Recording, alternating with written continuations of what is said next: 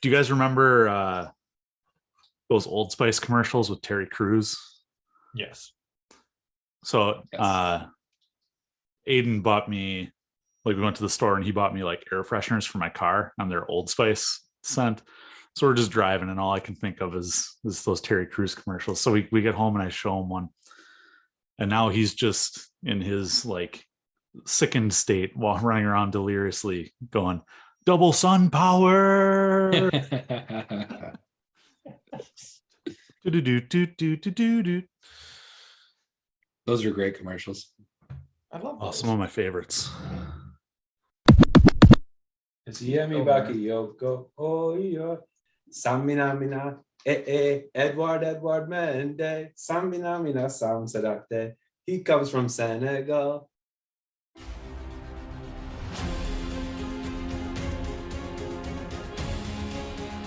And I think going out and get Saul was the top transfer of the market for Chelsea. Chesney could have been in the shower smoking a cigarette like he was at Arsenal, and we still would not have scored. My rants have been fueled by Scott. Don't get it twisted. Big Rom. Man, fuck you. In Roman we trust, right? You and me are going to have a battle royale about Jorginho and diving.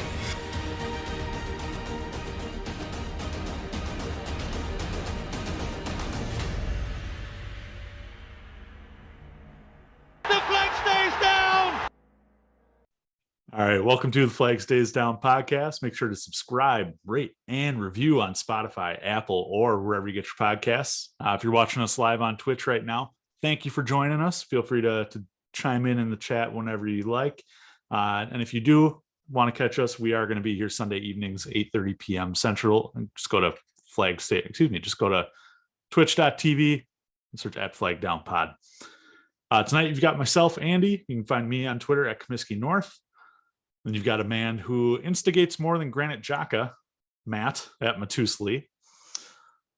And we have also got a guy who sets this team up for success better than Luka Modric, Parker at DJ Parkour. Parker, how you doing? What an intro. No, it's good. It was a fun day watching soccer. Nice relaxing Sunday. Haven't had one of those in a while. Finally starting to feel better. So it was on the recovery a bit. So yeah, beer in hand. Unfortunate for the US, obviously, to get knocked out, but had a decent showing at the World Cup. Not a great showing, but a solid, decent, and yeah, that's I guess to be expected when you step up against the big boys. And big boys do big boy things and take care of business. And we would have shocked the world a little bit if we would have pulled it off. So I guess things happened to be expected a little bit there, but no, it's been a good World Cup so far. It's been fun to watch, fun to tune in, and I'm happy I finally got to catch a couple of games. So all is well here. Matthew? Yeah. Doing good. Been a long weekend. Running on very limited sleep right now.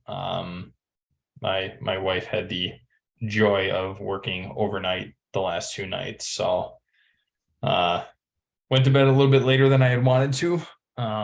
So just doing some of that stuff. Obviously the basement is still the number one goal right now. But I did have a good buddy of mine come over and help me out with some electrical, and then just kind of running around doing whatever. And yeah, it's Sunday. We're here. We got beers. Can't ask for much more. Collins, I just want to say I hate Granit Xhaka so much. So well played. Maybe I'm the instigator here. I don't know. Yeah. Well played. All right. Well, I do just want to give a real quick shout out. It is my son's 9th birthday today, as we're recording here, December 4th. So happy birthday, Aiden. We honorary co-host of this pod, even though he's yet to be on this pod. So I'll make sure to cut in him clipping all right. Well, we are on episode number 17. So let's pick a player to represent that episode number. 17. We're starting to get up there in numbers. We're starting to get back into the weeds in terms of players here. So here are some options for you boys. We've got Jose Bosingua. We've got Mo Salah for 1 year. We've got Pedro, Mateo Kovacic before he made the move to number 8. And then we've got everyone's favorite transfer of the season from last year, Saul. Boys, who you got? So one that I mean, it might warrant a discussion. Who's wearing 17 for us right now? Saul. I believe that would be one Raheem Sterling. Okay. All right. Well, So I'll allow it. I just want to bring it into the fold. That's not my pick. I just want to bring it into the fold. For me, I am not going with the unibrow. For me, it's got to be Pedro. The Barcelona outcast. We pick him up, and we saw a lot of what he can do and what he's about. I always remember that goal that he had against United in like the first minute, just clipping right over De Gea. Such a good goal, so well taken, and he just worked, and he had some magic behind him too. So for me, I'm gonna go Pedro. Pedro is one of like my favorite underrated Chelsea players from the era that I watched him. Guy that I feel like his impact was felt more when he wasn't with us than when he was. And when we went into a spell of people who didn't know how to finish and we just kind of became less clinical, it reminded me of kind of how dangerous and clinical Pedro was. He didn't get a ton of opportunities, but he damn near converted on many of them when he got them, and had some magical moments, had some big time moments. And I feel like that era of Chelsea, it felt magical. It felt like they could pull a rabbit out of their hat almost any time that they wanted to. But like him and Willian carried the team for a long time, and I feel like we would have been far worse without those two players. And so for me, it's Pedro. He has a bigger impact than Mo and others on that list. I like Pedro. I've got nothing against Pedro. Matt, the goal that you mentioned was phenomenal. It is one of my favorites. But I got to go with the unibrow. I got to go Jose Bosingua. He wasn't the flashiest player. A lot of time spent as a backup at Chelsea. But ultimately he comes away with a Premier League, 2 FA Cups, and a Champions League trophy. He's a 2-time Champions League winner, by the way. Mad respect for the brow. So I'm gonna go him just to be different, but I'll step back and allow Pedro to win this for you guys. So with that, we do cheers to the number each week, and this week we are cheering with Mob Craft Beer from our Mob Craft Beer Advent Calendar, which you've heard on the pod over the last couple of weeks. Day number 4 today is Mobcraft IPA. It's a classic IPA with aromas of ripe citrus and resinous pine. And it's brewed with Wisconsin-grown hops, and it's a proud product of the Brew City. So I think that's a perfect fit for number 17 there. So cheers to Pedro. Cheers, Pedro.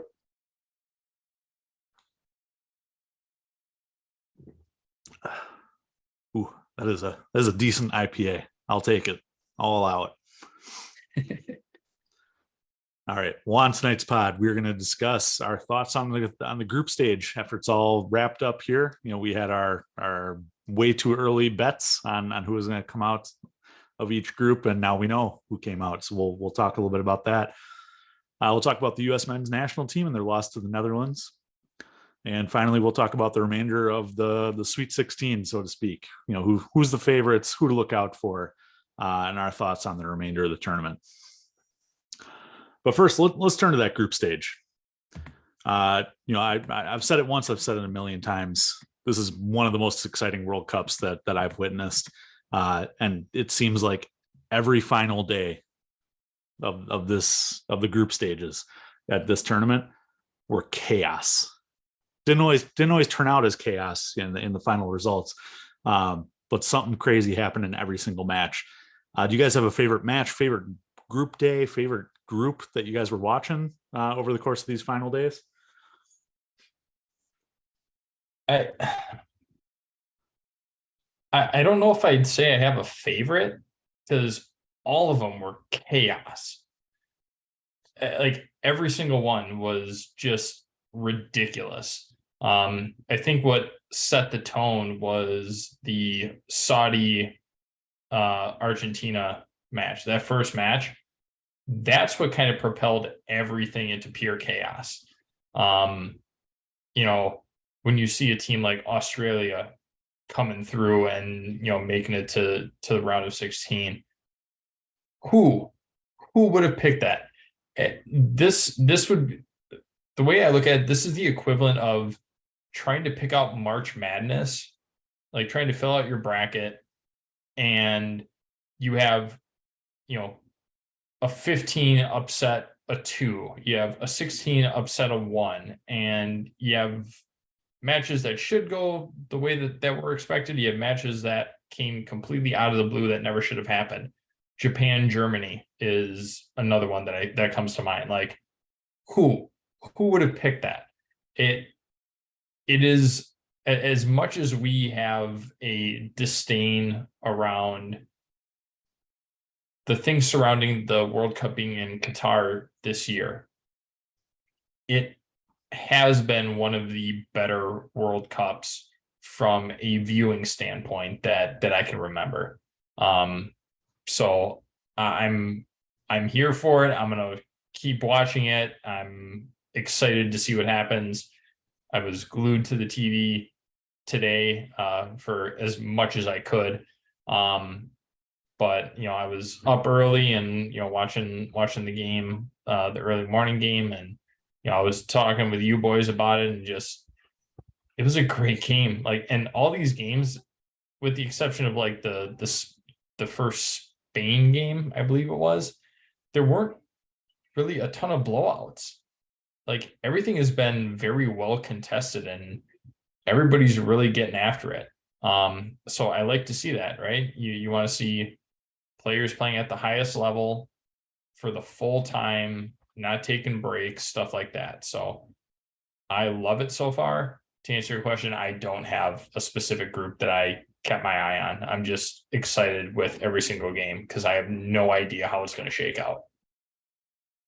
Yeah, it's always fun when you have a group that that you don't know who's going to finish first or second or third or fourth in it. So everything's to play for that last match, and those matches are running concurrently, right? So things change often, and you're looking at, oh, well, if they score here, now it shakes out like this. But oh, if they score here, then now we're looking at goal differentials, right? So there's some math in it. There's some like uncertainty. And so the group that sticks out for me in that standpoint is Group H with Portugal, Korea, Uruguay, and Ghana, because it was like to the minute, like reporters are announcing things, and then as they're like mid-sentence, they're like, oh, this changed now. Oh, we got to figure out what's going on here, right?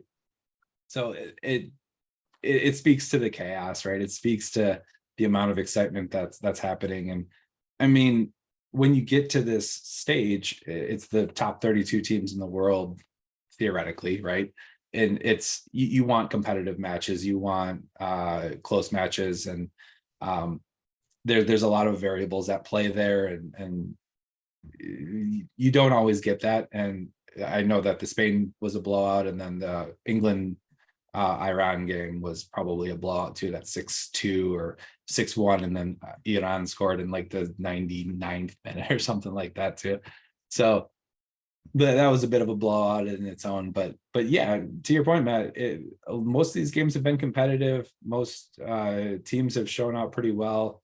There's been some big upsets, but you still see, like, you know, big teams handling big moments and doing things, and it kind of makes me appreciate a team like France so much, where they can handle adversity with such poise, and just kind of like, you know, France is pretty injured when you look at who could be playing for that squad right now. And I understand they still have Mbappe. I understand they still have Giroud and a world-class roster, but they're definitely not at full strength, and they still put together some really class performances.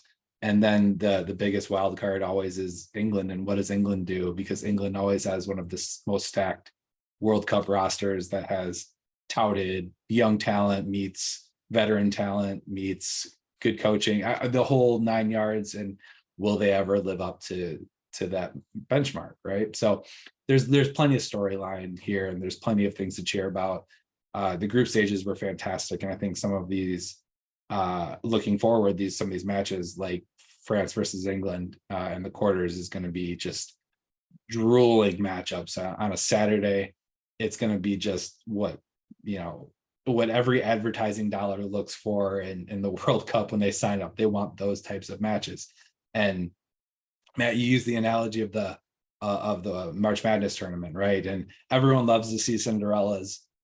But when it comes to the Final Four, you want Duke versus UNC. You want big teams, big ticket, Kentucky, Wisconsin. You want the big dogs fighting it out. And that's kind of the beauty of the tournament, right? You want to see them prevail, and you want to see these behemoths go up against each other, and almost like a mixed martial arts fight where they're challenging styles.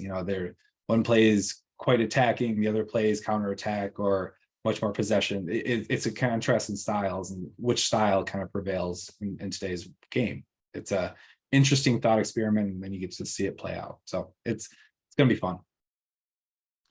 I'm looking back through the group stage schedules, and my mind is focused on the last 2 days of the group, or last 2 days of the group stages, where it's Group E, Group F, Group G, Group H. But you go all the way back to Group A with Ecuador. They had a shot to get in.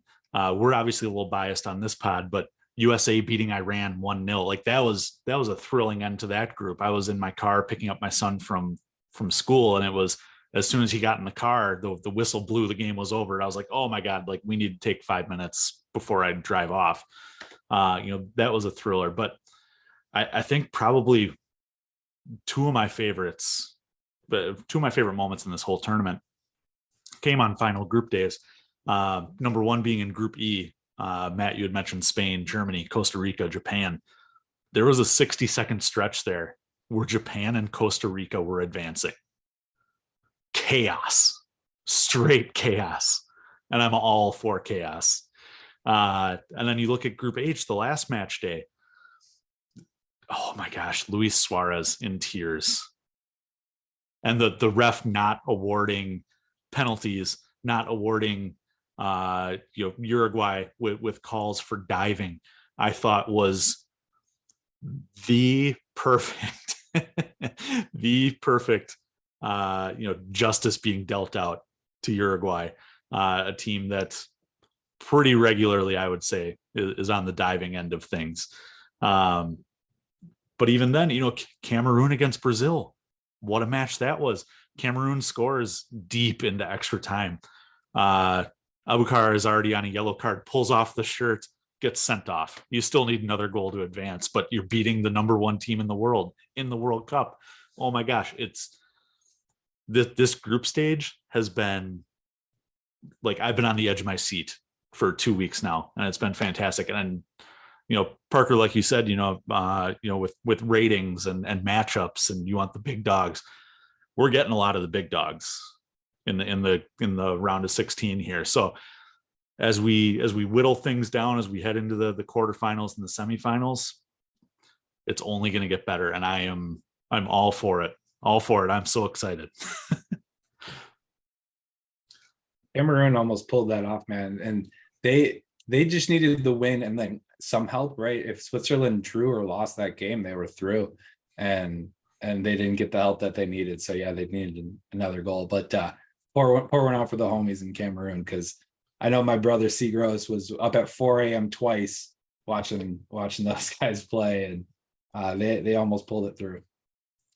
Well, that if you look at that group alone, that there is no guarantee that Switzerland was going to pull that off on the last day with the way they were acting against Serbia. That was talk about chaos. Serbia, Switzerland, was chaos. 31 fouls. I can't even remember how many yellow cards were in that match, but it was a lot. Granit Xhaka running over to the Serbian bench after scoring and grabbing his nuts. Like, ooh, I live in a Serbian neighborhood. I don't know if I'd have the the balls to do that. That's it. Like I said, it's pure entertainment at this point. And it definitely, Matt, again, touching on your point, I think it's kind of overcoming the negative stigma that went along with this World Cup. I think you're seeing people who were boycotting or kind of on the fence or not really interested becoming interested as this tournament has gone on. Yeah, it's definitely something like, had this been your vanilla, okay, the big teams are all going to advance, let's see, it like the chaos that has ensued from all these matches so far has basically cast a shadow on everything that has been said about the World Cup being in Qatar. That's how I feel about it. Like, nobody's really talking about that anymore. Everybody's just talking about the matches and everything that's going on. So I feel like for FIFA, this is the best case scenario. Obviously, there are a lot of things that still need to be fixed, but somehow still FIFA comes out with the best case scenario, right? Nobody's really talking about that anymore. And, unfortunately for us, we love it. Like, we love watching all the matches. We love it. Doesn't even matter if we're supporting the team. We just want to know what happens. We're excited to see what happens. We are true fans of the game. And that's I think the biggest thing is that you have fans from all over the world tuning in. I know, Collins, you've been, I don't know if this is still accurate, but I know you've been trying to at least keep up with every single match in the group stage. I've missed one. Right. Like how many times can you say that? Granted, we will have a better chance in 2026 when everything is on a more regular schedule, but like, everybody's doing it everywhere. Like, people get up early just to watch a match that they have no actual interest in. That's the beauty of the World Cup. Is it's not like you're watching the US at 4 a.m. You're watching, I'm just going to use some random example. You're watching like Switzerland versus, Australia at 4 a.m. You don't give a shit who wins. You really don't. But you're there just for the excitement, and you don't know what's going to happen. And for that, I love it every 4 years. And this year, more than any, has proven that fact. To just hammer home that point, the first 4 a.m. game, 4 a.m. Central Time here in America, was the Saudi Arabia Argentina game. Again, Matt, as you mentioned, I walked into the World Cup with the goal of I was going to watch every single group stage match. I was debating. I woke up at 3:50 and I'm like, maybe I'll just go back to bed. But I got my ass up and I watched that game, and it was a cracker. Saudi Arabia with the upset. There haven't been many matches in this tournament that have been poor, I would say. Right. I had a question for you guys, just general World Cup topic. Are you cheering for England at all? Because I found myself kind of conflicted. I have friends in England that I work with now, and they're players I cheer for on a regular basis, like Mason Mount, like Raheem Sterling. But I'm so conflicted with this team. I don't find myself really cheering for England. I was cheering for Senegal. I knew that they were probably going to lose, and they did. But I'm not really cheering for England much in this tournament, and I'm not entirely certain why. But I was curious if you guys were at all. I'll drink right here because I'm going to make a baseball reference. England to me are the Boston Red Sox. Had a 100-year curse, and maybe not 100 years, that was the Cubs, but had that very long curse. And England haven't won in decades. And all the talk every tournament, it's coming home, England, this is our year.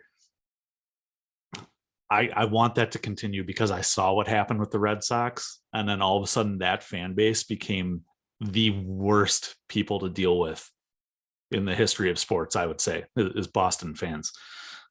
England is about the same. So as long as England continues to get close, but not win anything, I'm okay with it because I cannot stand. I love you, Chelsea fans, but I cannot stand English fans. I will throw a different analogy in, a football analogy, so we can all drink for that. They are the Dallas Cowboys of the World Cup. Every year, this is our year, right? We them boys. We've all seen the memes about it. That's what it seems like to me for England, and every year they never disappoint.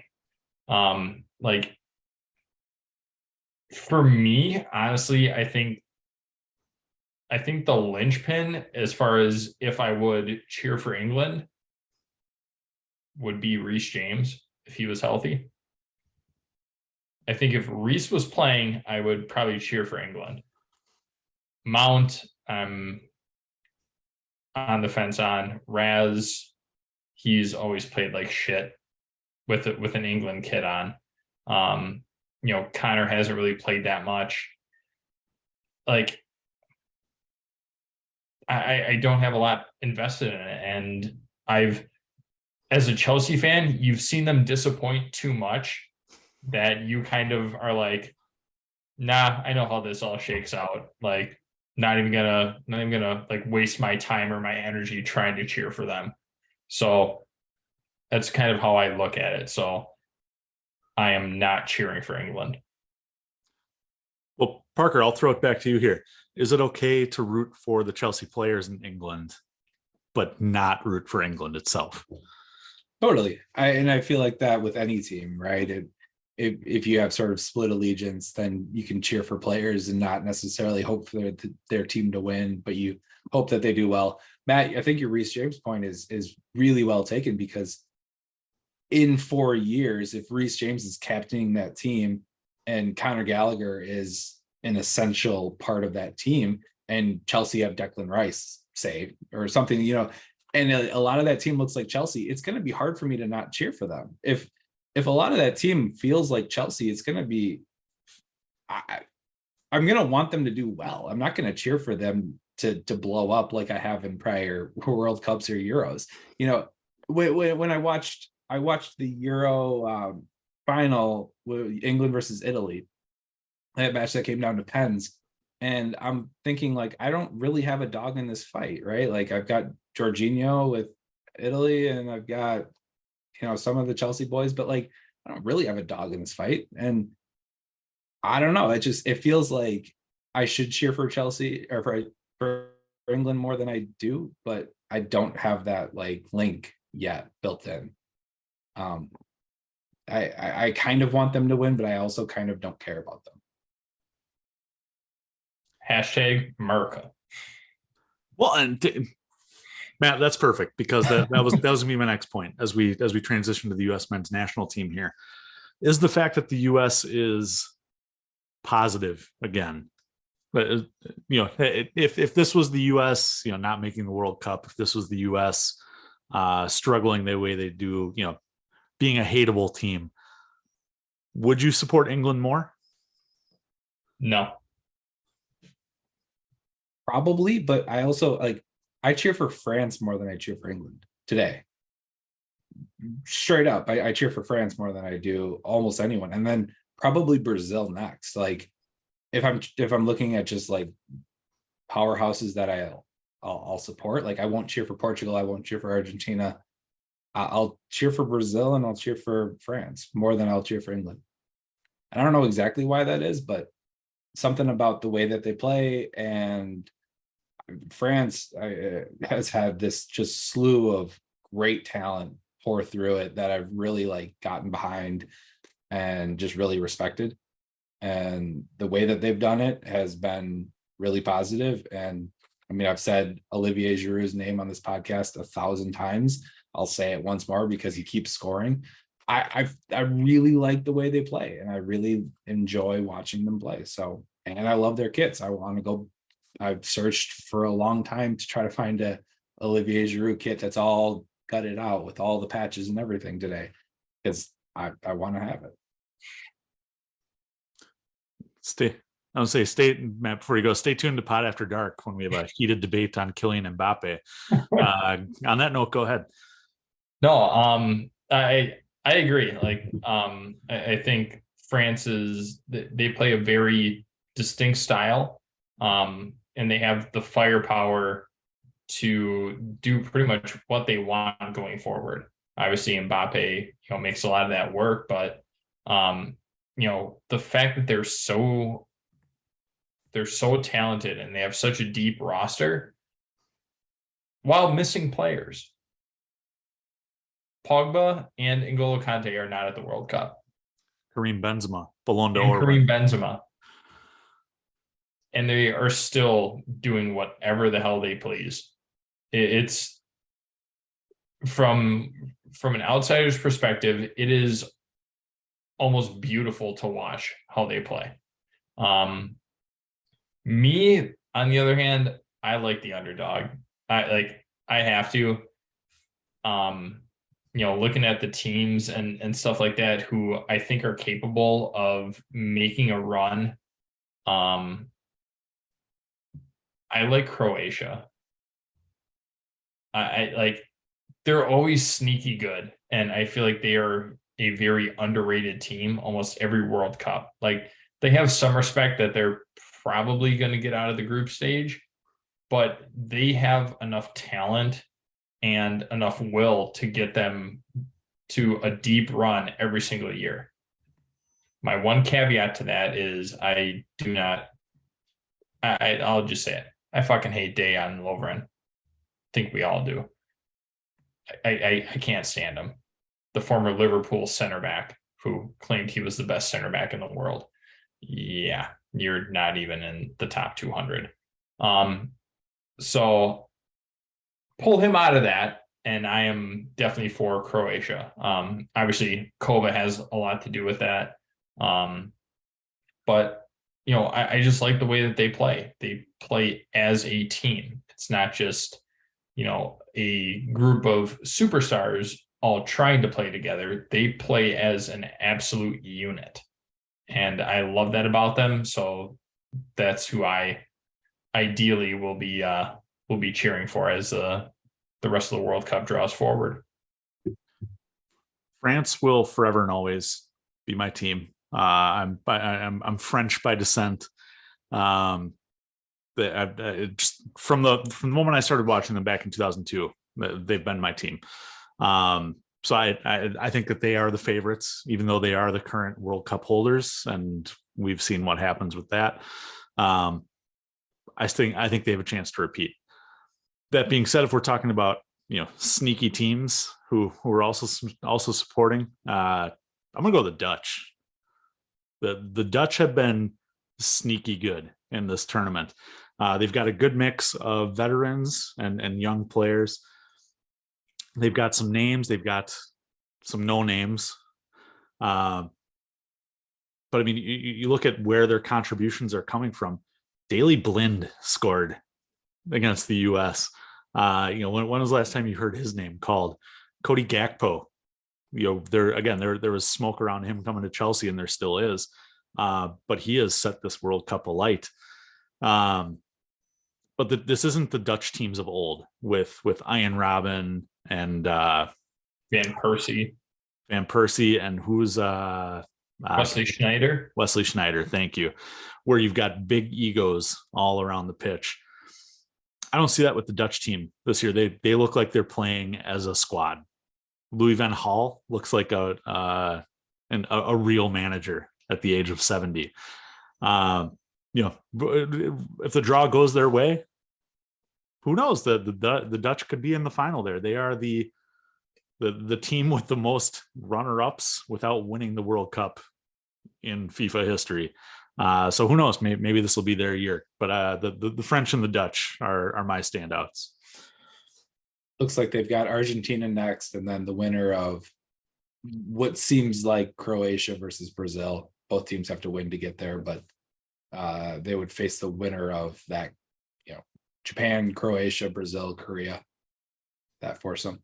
So yeah, it's a decent road for them to get there. And yeah, to your point, man, they all look like they're playing for each other.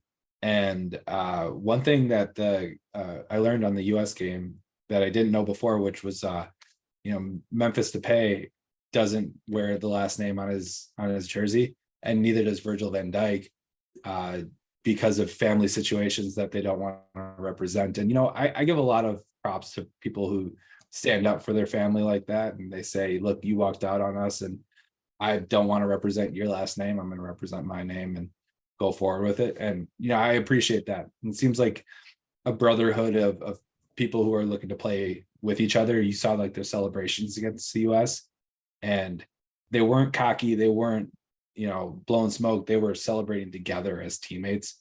It seems like a family, it seems like a team that wants to play for each other. And we've all played on teams that are good and played on teams that are a little bit toxic. The difference, right? When you're looking out for your brothers, and those kinds of teams are fun to cheer for. So one last question here for you guys before we turn to the US team. We have a record number of Asian teams in the round of 16. African teams did tremendously well in this World Cup. I believe it was 7 wins, and the previous record for African teams was 4 in a World Cup. What's the furthest we see a non-South American, non-European team go in this World Cup? So you've got, Senegal lost today, but you've got Morocco, South Korea, Japan, and did Australia play already? Yeah, they did. Yeah, they lost. So any of those teams get out of the round of 16? I need to look at the matchups. I've got it up. So Japan plays Croatia, Brazil plays South Korea, and Spain plays Morocco. And honestly, I don't see any of those happening.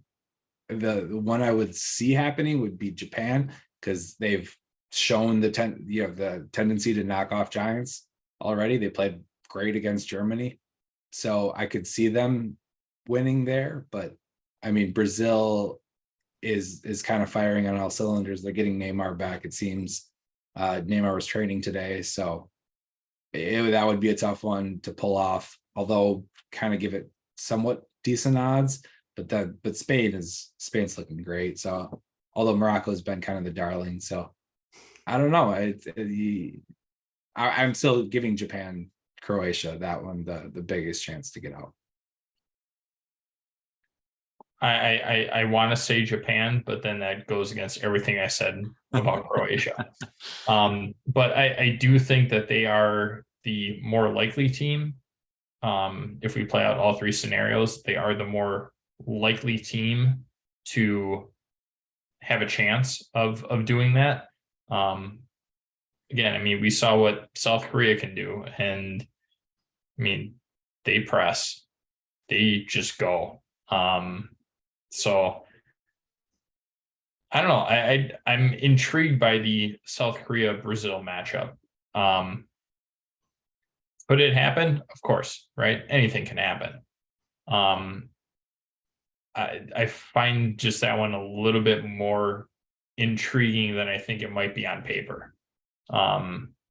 Based on what we've seen, obviously we know, I think Japan Croatia is going to be a dogfight. Like it's just how it's going to be. But I could definitely see Brazil being too comfortable going up against South Korea, and then all of a sudden everything blows up, and it just turns into an absolute mess for Brazil and things like that. Granted, they have the legend back there, Thiago Silva, to help calm everything down. But I think it's going to take a lot more than him to handle that, especially with what we saw. in their last group stage match for South Korea. So, yeah, I mean, Morocco, you got to root for the underdog. Like you want it to happen. But Spain is they're playing at a much different level than I think anybody expected in this World Cup, with a lot of big names not there, and a very young crop of talent that's making their appearances, but they're showing out. So yeah, I'm keeping my eye on the first two, Japan and South Korea. And Murata keeps scoring for Spain, which pains me to say, but he does. I think we need to fix VAR. It's clearly not working. Well, no. All right, guys, hear me out. I agree with both of your guys' points here. I think Japan has a chance against Croatia. South Korea, I think, definitely has a puncher's chance against Brazil. Hot take of the day: Morocco semifinals. Spain, I think you guys are reading too much into their 7-0 drubbing of Costa Rica. They didn't look like much against Germany, who struggled in this World Cup.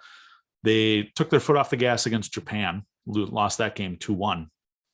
Spain snuck into this round. And they have the same problem that both Croatia and Brazil have. All three of these opponents have the same problem. They don't know where the goals are going to come from. The finishing hasn't been great for any of these teams. And Spain, in particular, if you take away that Costa Rica match, yeah, where is that coming from? Is it Murata? Are you going to rely on Murata to win you a World Cup? No. Are you going to rely on the guy dating the coach's daughter? No. Ferran Torres? Absolutely not. I think Morocco has a chance there. And then who do they play after that? The winner of Portugal, Switzerland. That's a winnable match for Morocco. What I have seen out of Morocco in this tournament is that they are stout defensively. They will hold their shape and they will beat you on the counter. And Hakim Ziyech will work his magic. He's the Moroccan magician, right? He just needs one moment of brilliance to either find a pass or put a dangerous ball into the box or score. So I could absolutely see Morocco, making that probably third, fourth place game. I don't see them going to the final, but absolutely, I think they can make the semifinals. You make a great point, Collins, which is they're the best team to make it to the semifinals because of who they would play up in the crossover. I guess you could make the argument if Korea plays Japan, then one of them has to make it, right? But yeah, it's an interesting matchup, and they've been fun to watch. They've been exciting. All right. Well, before we turn to the U.S. men's national team, I do just want to touch on, as we mentioned earlier in the podcast, Mobcraft Brewing's Advent calendar. We're about 4 days in right now. Today's beer was, as we mentioned earlier, the Mobcraft IPA. There have been some bangers to start this Advent calendar, and you can still pick them up at their tap rooms in Milwaukee and in Denver. So please go visit them there. If they ask, let them know the Flag Stays Down sent you. But make sure to pick up one of those Advent calendars, catch up, have a few beers, get on level with us. We've been posting every day on our Twitter what each beer is.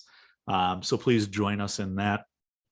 And I know Parker wants to taste test yesterday's beer for us live on the pod here. So Parker, what did we have on day 3? On day 3, it's this really lovely Limonada Love beer, and it's a limoncello inspired beer, and I just cracked it a few minutes ago, and it's absolutely delicious. I think you guys both told me this is dangerous, and I think Matt, you said it was a beer that you felt like would go well at a Mexican restaurant.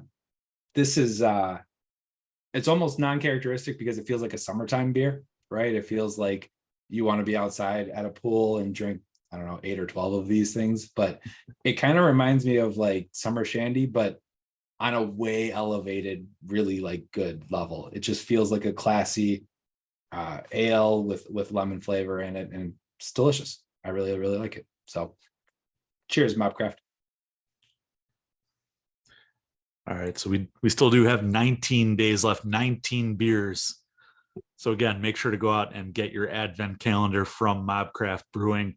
Shout out to them. We're so thrilled to be partnering with them over the last couple months, and looking forward to, as we wind down to day 24 here, what the grand finale will be.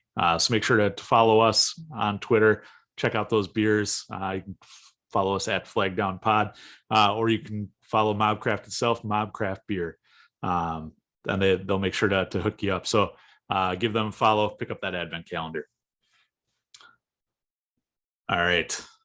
So been a lot of positivity on this pod, but now we got to talk U.S. men's national team. So boys, it'll just be a nice warm up for when we have to start talking Chelsea again, right? U.S. lose 3. Oh man, I already forgot. 3-0? Was it 3-0? 3-1. 3-1. 3-1. Thank you. Oh, Haji, right. My guy, Haji. Fuck you. Haji Wright scores 3-1 Netherlands. US are out in the round of 16. I've seen a lot of different takes on this US team. I've heard a lot of different takes on this US team. And I'm curious where you guys stand.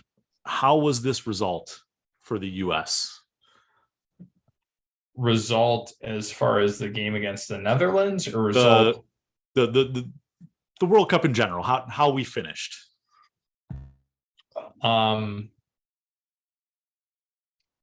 We did what was needed. I guess that's kind of the only way I can phrase it. We did what was needed. After missing out last year, you have to come in and make some sort of a point that you are a legitimate team, that you can compete. For as much as we enjoyed shitting on England, like, England's a good team. Can they put it all together? That question remains to be seen, but there is a lot more talent on that side than there is on the US side.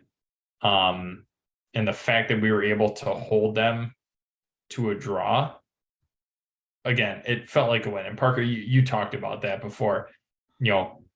Draws that feel like losses and draws that feel like wins.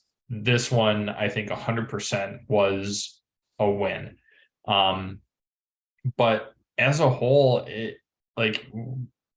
we're I'm not going to say we're back, but we are back to the level that we would expect an American soccer fan to be, not just somebody who tunes in for the World Cup. Like, that's a whole different type of fan. As soccer fans in America who follow the game around the world, everything like that, we are back to a level that we should be at, even with a young crop of talent. That was the biggest thing. Was we had the second youngest team at the World Cup or something like that, and we're still able to hang. Obviously there's a lot to improve on, but there are a lot of good things, right? Like, we just saw so much from people that we didn't necessarily expect to perform on a big stage. And I think that's always been kind of the Achilles heel of the US is, can you play on the big stage? When the whole world is watching, not just a subset, when the whole world is watching, let's see what you can do. And historically, we have not done a very good job of that. But I think now we are at a point where we see the growth in the US system.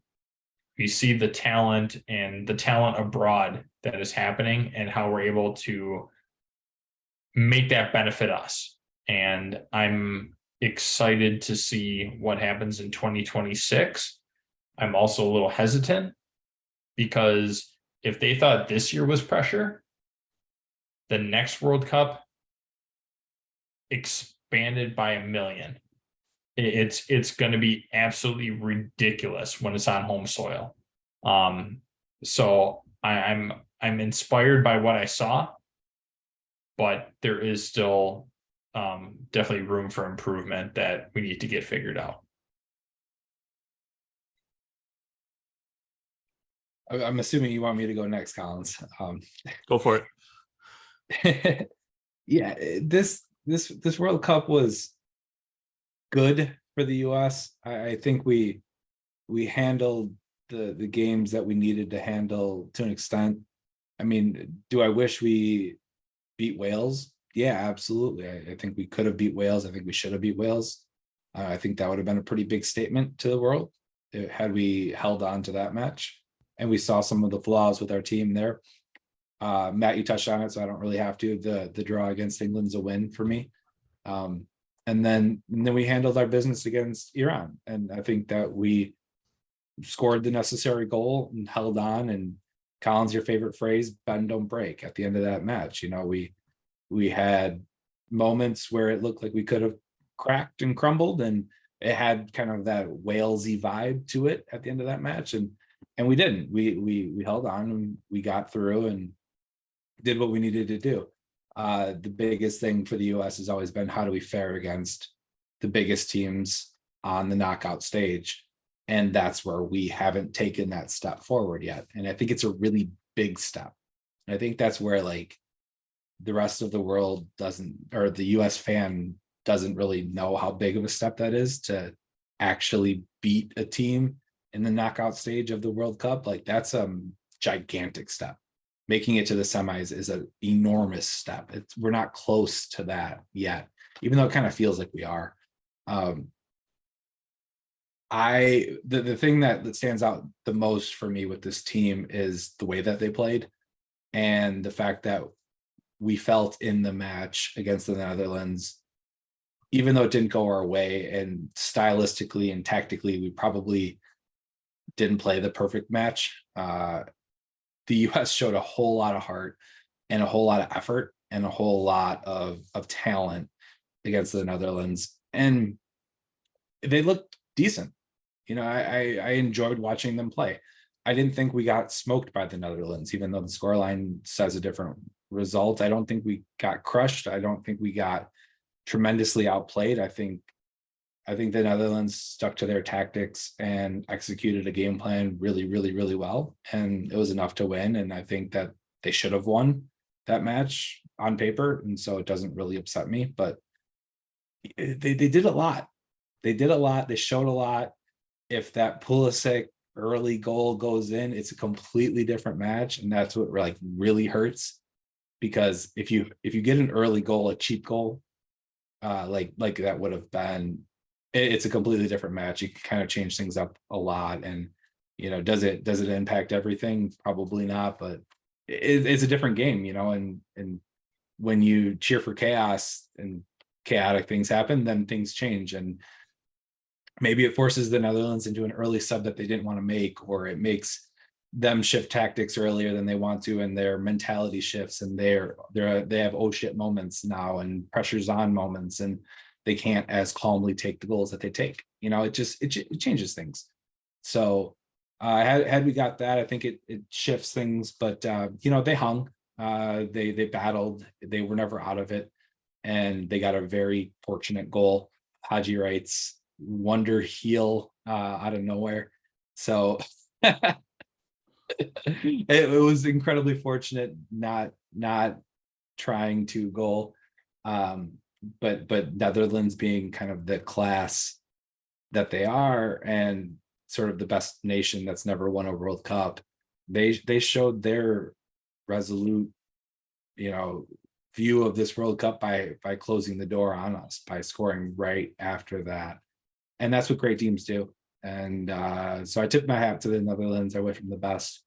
The US will learn a lot from this. And I think the message of sending teams or sending guys over to Europe to play at a higher level has really demonstrated to everybody here that that's the way to go, because those guys that play in the Premier League, like Tyler Adams and Christian Pulisic, they look like they're on a different level than everyone else on the US side. And the US had a pretty great 11, decent 12 and 13. And after that, it's a really steep decline for their team on a depth perspective. So I think that that's the message, is We need to get more guys over in Europe and playing at a higher level consistently. And then this team has the ability and has the kind of the squad to do great things. To your point, Matt, with all the pressure on them though, next World Cup. I saw positives out of players, out of certain players. Tyler Adams specifically, I thought had a fantastic tournament. Tim Ream, it's too bad this was his last tournament. I thought he was our player of the tournament. Pulisic looked great, and Parker, to your point, I think this was a return to what we know as U.S. soccer. It's the tryhards, right? It's the guys who are just gonna bust their asses for the flag, for the patch. And it was good to see a return to that. But at the same time, I'm not sure U.S. soccer is going to learn from this. I think they are happy with this result. Greg Berhalter, man, he made some terrible roster selections. Gio Reyna barely featured at all. You're I'd say one of your top 3 players on this squad, maybe top 5, did not feature in the majority of this tournament. One of the leading goal scorers amongst all Americans in Europe, Jordan Pifo, wasn't even invited to the tournament. Continued reliance on MLS players as subs, Jordan Morris, Shaq Moore. And honestly, I don't see where Berhalter is going to improve this squad. And I don't see where U.S. soccer is going to make the necessary change. I think they have invested in Berhalter. I think Berhalter is what a lot of people call Graham Potter at Chelsea, is a yes man. I think Berhalter is U.S. soccer's yes man. And I don't see him going anywhere. And I think he crippled this team. You look at some things that hampered this team. And in the Netherlands game, yes, they gave it their all. Yes, Pulisic early goal could have changed a lot of things. But what we saw undo the U.S. in that match is what we had seen in the entire tournament that had undone the U.S., that gave up the goal against Wales, that couldn't score against England, that allowed not Tehran, Iran. Iran, you got to say it correctly. We've been over this. Yeah, the Islamic Republic of Flop, as our buddy Joe Mach was calling them, allowed them sustained attack for better parts of a half hour. Mm-hmm. There are things that this team could not do that are fundamental in this sport. And Alexi Lalas says it perfectly. And I know a lot of people hate Alexi Lalas. I know a lot of people support Alexi Lalas. My dad was tearing him a new one when he was over for the game the other day. But I agree. And it's the U.S. cannot track back. They can't follow runners and they can't defend crossers. These aren't revolutionary concepts. And these players know how to do it. These players play in Europe. They do these things. This is Berhalter's lack of qualification as the manager. I know you guys, especially with Chelsea, would argue, the manager can't be out on the pitch following runners and blah, blah, blah. Yeah, cool. If he's telling him to zone mark and they're not clear what zone they're supposed to be in, that's on the manager. Berhalter needs to go for the U.S. take the next step at the next World Cup.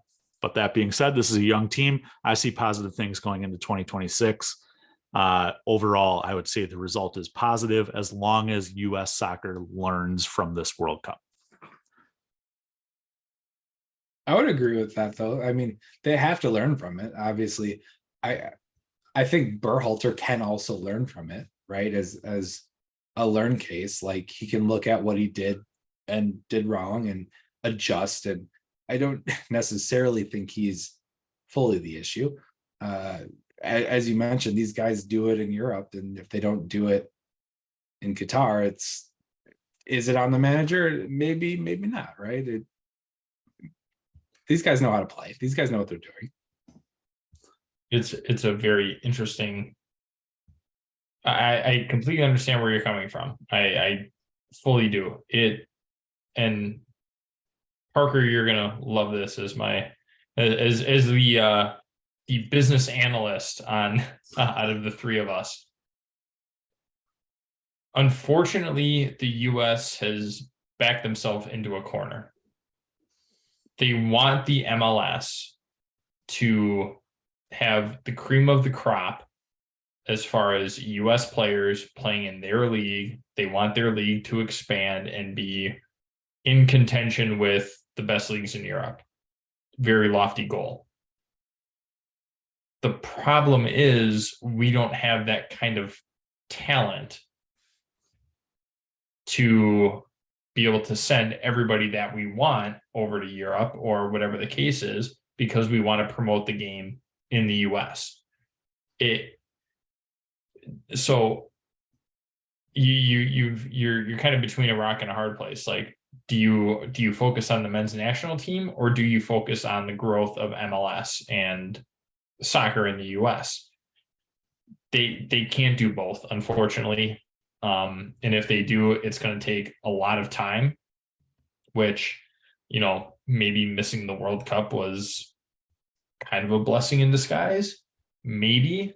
But if we're talking about every 8 years, we're going to bring in a new crop of talent that's young and kind of do this rebuild every single 8 years or whatever, and not continue to do both, something's got to give, right? And I guarantee you MLS is not going to want to give. Eventually, I think what is probably going to happen is that the U.S. men's national team is going to struggle to get out of CONCACAF for World Cup qualifying, because I think there's more driving the growth of MLS than there is driving the success of the U.S. men's national team. So let me throw this number at you guys. And you guys remember when Klinsmann was manager, hate him or love him, but we were playing in Paris, we were playing in Berlin, we were playing in Amsterdam, constant friendlies against top European competition. Since Berhalter's been appointed, U.S. has had 61 matches. 6 of those have been against UEFA or CONMEBOL teams. Those teams: Northern Ireland, Switzerland, Venezuela, Ecuador, Chile. You're not facing the best of the best here. You're facing a lot of CONCACAF with your friendlies. If you want to, and Matt, you and I had this discussion when we were running a club volleyball team. If you want your team to be prepared for these big tournaments under the big lights against the big teams, then you need to go start playing against these big teams under the big lights. And the US hasn't done that. It seems like stat padding to me. Right. Collins, go ahead, Parks. I was just going to say, we joked about this earlier today, because this jersey that I'm wearing was purchased in Cleveland when the US played Belgium in a friendly. That you and I packed up the car and drove to Cleveland and watched the US play Belgium in a friendly, and those were the type of competition that we were trying to get in front of, right? I mean, Belgian team was incredibly young. They were all in their late teens, early 20s by then. The golden generation that's all full of 30-year-olds now, but that was an up and coming team, and that was a team that we wanted to get in front of and play against. And so, yeah, Matt, I think I stole your thunder, which was, you want to play against great competition, right? You want to like figure things out, and you want to test it before the big match, and you want to get your team ready for it. Yeah, like you have to get smacked around a little bit before you can actually grow. And right now, it feels like we are babying this team to an extent. Like, oh, they're young, so everybody gets a participation trophy. No, these are professionals. They know what's on the line. They know what's at stake. Half of them know that this is the only time that they're going to be at the World Cup. Like, no, if you want this team to succeed, play your friendlies against the big teams. Go down to Brazil. Go to the Netherlands. Go to, Germany, Spain, whoever. Go play them. You learn more from your failures than you do your successes. And right now, we are at a point where we're like trying to just build confidence in the players. You don't need to. They know what they're doing. Like, you just have to say, all right, figure it out or you're gone. Like, you have to treat them like professionals. And right now, I think that we're just kind of babying a little bit by the schedule that we have had for friendlies. So real quick, gun to your head here. What is the expectation as fans for 2026? You got to win a game out of the group stage. You got to win a game, because we haven't taken that step. The expectation has to be you have to take the step, and you can't be okay with just good enough. And just good enough is getting out of the group stage at this point. Win the whole effing thing. No, I'm just kidding. Okay, Charles. Yeah. Let's be honest, that's never going to happen. That's terrible. I agree. So I look at it two ways. I agree. We need to make it out of the group stage and win our knockout match. That's us as soccer fans. The US fan, I think getting out of the group stage is going to be enough, with all the pressure that's going to be under them, to like that amount of pressure, and everybody's going to assume that, all right, it's on home turf, we have to win the whole thing. I think that's going to put added pressure on the players to do it. And that worries me a little bit. Do I like the home field advantage? Absolutely. Like, who wouldn't? But I think any non-soccer US fan is going to set the expectation bar so high and keep pushing this team to win the whole thing, and then they're going to be disappointed. I think for them, group stage is more realistic. I think the expectation has to be the quarterfinals. You know, although next tournament's gonna be a little different with 48 teams instead of 32. I think the expectation still has to be the final 8. You've got a young team, a golden generation, going to be entering their prime at home. The Outlaws, the Outlaws are going to be crazy packing these stadiums. We hope to be in the one in Kansas City if we can get tickets. But it has to be quarterfinals, and anything else on top of that, I would say, is house money. I'm going to just quickly revise my pick. I want to win a group because I want to set up our next round with a somewhat easy opponent. You know, I don't want to go in second in our group where we always face, you know, someone who won their group. And then we're up against a big dog, right? I want to win a group. Like, I think that would be a big statement too to the world, is if we score 7 points in a group, you know, and handle our business, like 2 wins and a draw, like really kind of control the group and we're the class of it. Like, that's what I want to be. And I think I don't want it to go down to the final day where we're qualifying by the skin of our teeth. You know, that was the Algeria game. That was the Iran game. I don't want to have that happen. I want to like win our first 2 and really be in control of it. And that's where you start to like have a swagger about your appearance of, this is us and this is who we are. And you guys should be afraid of who we're, you know, what we're bringing to the table. All right, boys. Well, we did push a little bit over the hour mark today.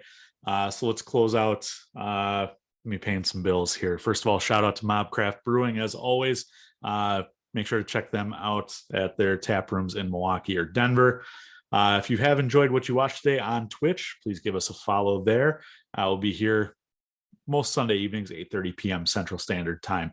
If you're busy on Sundays, or if you like to listen to the podcast version, you can catch us anywhere you get your podcasts. All that we ask is that if you're on Spotify or Apple, you subscribe, rate, and review the podcast. It takes no more than 30 seconds, but does us a lot of good, and we really appreciate that. You can always follow us on social media. The podcast itself can be followed on Twitter, Instagram, and Facebook just by searching @FlagDownPod. You can follow me, Andy. I'm at Comiskey North. You can follow Parker. He's at DJ Parkour. You can follow Matt. He may or may not follow you back at Matus Lee. If you have any questions or comments or anything you want us to address on air, feel free to shoot us a DM on social media, or like I said, come join us on Twitch and jump in the chat. So that's all I've got, boys. Let's toast here to a chaotic World Cup, and cheers to 2026. Cheers, boys. Cheers.